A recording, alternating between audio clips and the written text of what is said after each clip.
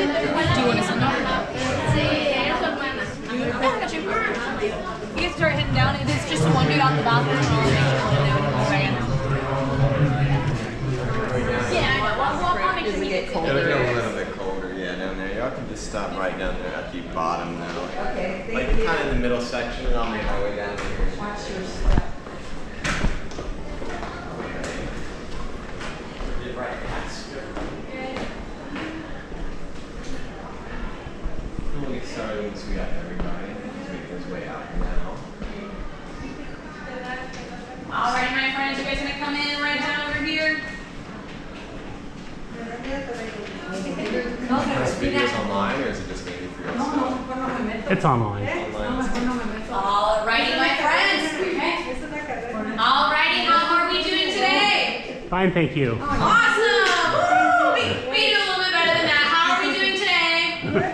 Awesome. Yeah, we'll take that one instead. Alrighty, my friends. I'm not too important to you today, but who's super, super important and vital for your survival is your super awesome, amazing tour guide, Jaden over here. Everyone say hey, Jaden. Hey, Jaden. Alrighty, my friends. He's gonna be your ultimate tour guide, your ultimate cave authority, and your best friend here in the cave. Your second best friend are gonna be these handrails that you see. Wherever you see them, make sure you're keeping one hand on them at all times.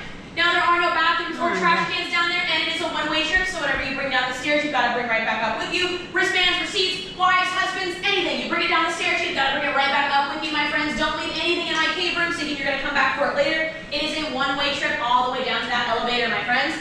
Alrighty, we can also have no roughhousing. I'm not super worried about you guys. No vaping, smoking, dipping, perfume sprays, and any of that kind. My friends, let's listen real tight for me real quick. Alrighty, now, there are some... Sorry, my friends, can I get through my rules first? Thank you. Alrighty, there are some things here that you can do. Now, this is the dry form cave. Jane's going to explain more what that means later, but what it means for you guys right now is you can touch the rocks. You want to touch over here, touch the ceiling, touch the floor. You find a really cool rock on the floor, you want to pick it up, take a picture with it, be my guest, my friends. Just make sure you put it right back down where you found it so the next group can do the same thing. Also, because we are dry form, you can use flash, whether that's a flashlight, looking around at the cave stairs at some of those rock formations, or if you want to take any flash photography, be my guest, my friends. Jaden got 3 likes on his last Facebook post, so he knows all the best angles here in this cave. If you need a family photo, feel free to ask him super nicely. He will do that for you. Now, my biggest do of the day is going to be please do tip your tour guide. We're members of the service industry here, and like waiters and waitresses go from table to table, Jaden goes from tour to tour making most of his money off tips. So if he makes you guys smile, teaches you something new, makes you laugh, gets at least half of you out of the cave alive, go ahead and show that appreciation with a cash tip in hand, any of those money sharing apps or a credit card tip at the front. Just make sure you say it's for Jaden, or I'm going to get sticky fingers and take it for myself. Also, for free $99, you can leave a Google review with Jaden's name in it. It goes a really long way. The tour guys here are having a little competition. Who can get the most Google reviews with their names in it? And Jaden could use some help, my friend. So go ahead and smash that 5-star button with Jaden's name in it. If he makes you laugh, make you smile. Alrighty. Do we have any questions, my friends? Now, I will say as we head down, we're going to need to keep it silent so that we can hear what Jaden's saying. That way everybody can enjoy the tour experience. Alrighty, my friends. I'll see you in like 3 days? Yeah. 4. We'll be safe, my friends. Y'all give it 4? 4 days. Alrighty, y'all. Alright, Provide really good food, water, and drinks. Yeah, we got plenty of stuff down there. Alrighty, before we make our way down into the cave, I'm going to explain a little bit of history about this location that y'all on today. So right up there, our gift shop was once home to a family called the Beavers family. Now, back in 1893, it was not, easy to have a clean source of water available to you to drink or bathe with, right? So Mr. Beavers had to go to the San Marcos River. Are y'all from this area? No. No? Yeah, y'all are back there? Yeah, so if you're not familiar, the San Marcos River is around 3.5 miles away from this location right now. So you'd have to walk those 3.5 miles to go get some water. And he would carry within his buckets, very heavy buckets, also back home, so another 3.5 miles for a 7-mile round trip. He didn't like doing that, right? Because who would? It's heavy buckets every day, all this water. So he once heard a rumor around town that you could drill underneath the ground, right? And find a clean source of water that way. So he hopped on the opportunity to do that. And he went to wherever you buy a drill back in 1893 and started to drill in what is now our parking lot.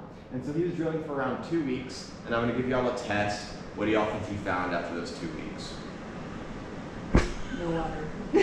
He didn't find water. He found a whole bunch of rocks, but that's all he found because his drill actually broke, unfortunately. So it was back to the river for Mr. Beavers. And so one day, his wife, Mrs. Beavers, she was standing right here on what was once their back porch, just doing a couple things around the house and everything like that. And she saw steam rising from the area of these rocks. Now, when there's steam, do any of y'all know what that means? Boiling water. You're absolutely correct. So like water or maybe even some magma underneath that rocky area. So she knew that, right? And so she ran to Mr. Beavers and said, Mr. Beavers, I saw some steam rising from this area. Surely there is some, maybe hot water down here that would be good for us. So they were a very poor family. Mr. Beavers had just come back from the Civil War, so they did not have a lot of money. And so they couldn't buy another drill to make their life easier. So they had to resort to pickaxes. Now, if you look right here on this wall, over here you can see the white stripes that are completely vertical, and those are those original pickaxe excavation marks from 1893 right there. And so they eventually made their way down here where we have a little door that's conveniently placed. However, believe it or not, it was not always a door. At one time it was a very small hole that none of them could fit through. So back in 1893, if there was something that you didn't want to do or you just couldn't really do it at all, what do you resort to? I'm going to help y'all out with this one because it's 2 words, child labor, guys. So they went across the street, they grabbed their 13-year-old neighbor, tied a rope around his waist and pushed him straight down that hole.